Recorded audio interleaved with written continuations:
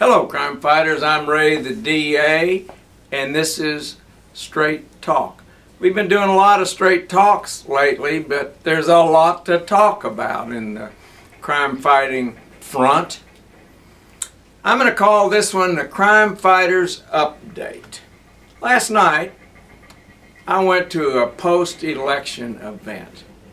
A couple in their 70s came up to me and they wanted to discuss a concern that they had. They told me that they had downsized and moved into another neighborhood.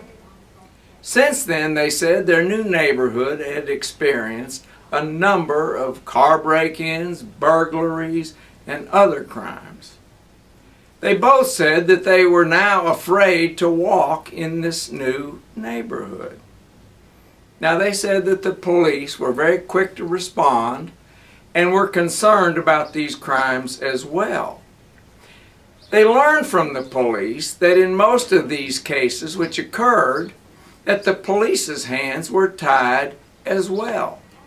Under this new law, House Bill 466, that was passed in Frankfurt by our legislature, many of the crimes that had occurred and responded to by the police, they could not make an arrest, but could only give them a ticket, for crying out loud, and send them on their way.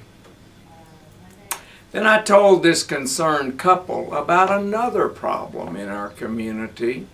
That is, our elected judges probate 66% of all of the convicted criminals who go through Fayette Circuit Court. And they put them right back on our streets. Furthermore, I said the majority of those criminals who were probated were the very property criminals who committed the vast majority of the crime which occurred in our community. We call them repeat felony offenders. What can we do, they asked.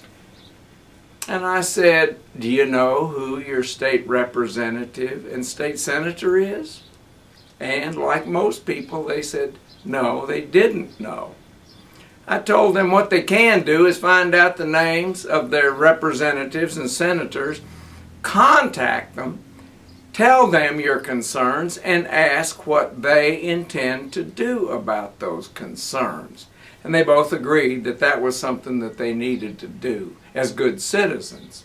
Now, crime fighters, we have to begin to fight back and insist that our legislators and judges represent the law-abiding, tax-paying citizens who elected them in the first place, and not the hoodlums who commit the crimes.